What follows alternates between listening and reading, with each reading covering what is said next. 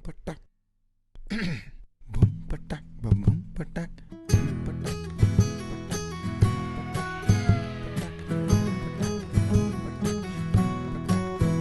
मैंने उससे ये कहा, मैंने उससे ये कहा, मैंने उससे ये कहा, मैंने उससे ये कहा, ये जो 10 करोड़ है जहल का निचोड़ है, इनकी फिक्र सो गई, हर उम्मीद की किरण जुल्मतों में खो गई।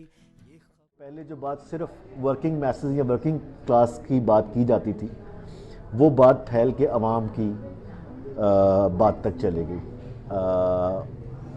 अवाम यानी मैसेज एट लार्ज उनकी बात बन गई। तो उसके अंदर सिर्फ मज़दूर किसान ही नहीं रहे, बल्कि उसके अंदर क्लर्क्स भी आ गए, डॉक्टर्स भी आ गए, इंजीनियर्स भी आ गए, उसके अंदर जो है वो सहाफ़ी भी आ गए, उसके अंदर वकला जो है वो भी आ गए, उसके अंदर वो तमाम लोग जो कि मेहनत करके अपनी ज़िंदगी का इंतज़ाम करते हैं, गुज़र बसर करते हैं या कोई बेहतर भी करते हैं अगर, तो वो सब उसके अंदर एट लार्ज शामिल हो गए। और इसने बेसिकली ट्रांसफॉर्म किया उस वर्किंग क्लास मूवमेंट को एक ग्रैंड नैरेटिव के तौर पर हमारे सामने, और एक पीपल्स पर्सपेक्टिव जो है वो हमें है। तू है मेहर सुबह नौ, तेरे बाद रात है। दुनिया कॉलोनियल पीरियड से निकल के जिसको हम एक नए पीरियड में दाखिल हुई, उसको हम न्यू कॉलोनियल पीरियड भी कहते हैं, लेकिन एक ज़्यादा बड़ा जो आम तौर पे जो ज़्यादा से इसको समझा जाता है वो उसको बाईपोलर वर्ल्ड कहा जाता है, या सर्द जंग भी कहा जाता है। जब अमेरिका और रशिया दो सुपर पावर्स के तौर पर सामने आए,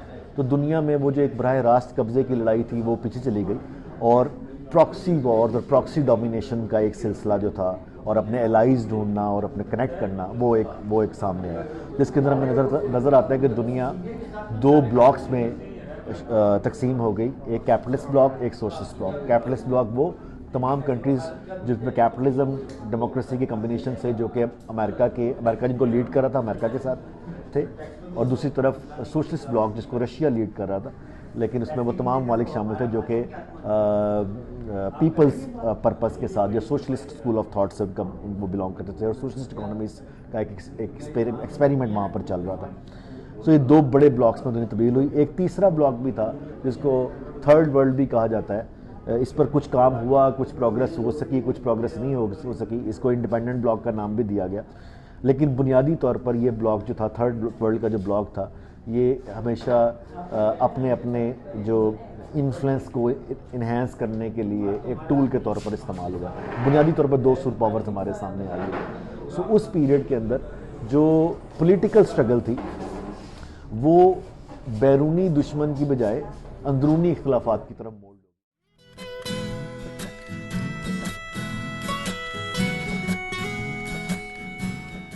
मेरे लिए ज़रा मुश्किल है कहना, लेकिन मैं ये आपको बता सकता हूँ कि मैं प्रोग्रेसिव स्कूल ऑफ थॉट को आज कैसे देखता हूँ, मैं वो आपके सामने रख सकता हूँ, और वही मैंने अपनी शायरी में उसका एक इजहार जो है वो किया है।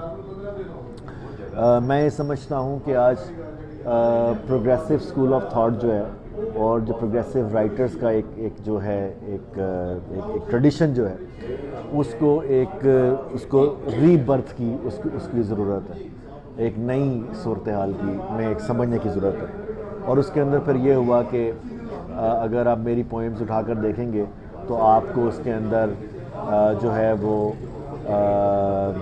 कायनात के कहकशाओं के एक बहुत टॉपिक जो है वो आपको एक बड़ा मौजू के तौर पे वो आपको नज़र आएगा। उसमें एक अपने नुक्ता नज़र से, एक तरकीब सा नुक्ता नज़र से मैंने बातें की हैं। उसमें एक नज़्म है गुबारे हस्ती, वो इस हवाले से है। फिर इसी तरह जो हमारा कैपिटलिज्म की जो नई शक्ल है आज हमारे सामने, उस हवाले से एक नज़्म है जहान मानी, वो मैंने आप लोगों को सेंड भी की थी, वो ज़रूर पढ़िएगा। जुल्मतों में खो गई, ये खबर दुरुस्त है, ये खबर दुरुस्त है, इनकी मौत हो गई, बेशऊर लोग हैं, जिंदगी का रोग है, और तेरे पास My duty is basically to, we have this weekly program on Saturday. Every Saturday evening we have this program around 5:36 p.m. in the evening, and basically every program is a different kind of program, so we have to liaise with a lot of people who are going to be guests. If it's a book launch, obviously like we are having one this Saturday, so I have to contact people. Even before I contact people, I have to suggest names in discussion with our central spokesman, who is Javed Aftab, and then Qamar Tanveer, who is the central president. So we have this sort of a discussion about every program कि इस date को ये programme करना है, किसी बड़े आदमी की सालगिरह आ रही है तो वो पहले से तय करना है कि उसमें कौन कौन से लोग होंगे, किस किस्म की बातें होंगी, क्या एजेंडा होगा, उसका स्लोगन क्या होगा, क्योंकि वो फ्लैक्स पे फिर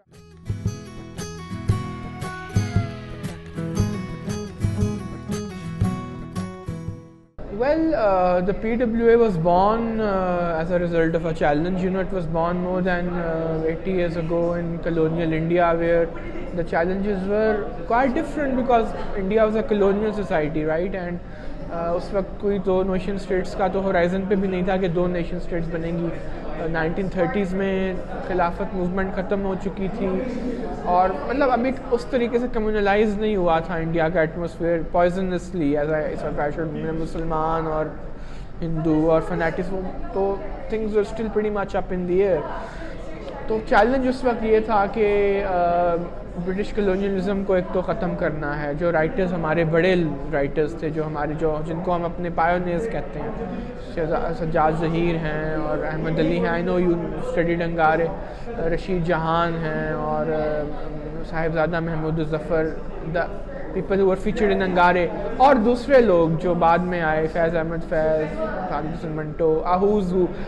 तो चैलेंज पहले ये था कि एक तो ब्रिटिश कलोनियलिज्म से मुकाबला करना, इस मुल्क को आज़ादी दिलाना फर्स्ट एंड फॉरमोस्ट. दूसरी बात ये है कि क्योंकि ज़्यादातर लोग इसमें मुसलमान थे, बाद में तो ये ऑल इंडिया तंजीम बन गई, इसमें ऑलमोस्ट सारी कन्फेशंस और लैंग्वेजेस और परसुएशंस के लोग शामिल हुए. लेकिन अंगारे ग्रुप ऑफ राइटर्स जो थे प्राइमरली मुसलमान ख़ानदानों में पैदा हुए थे, उनका रिलीजन से ताल्लुक़ मतलब प्राइवेट मामला था मुख्तलिफ.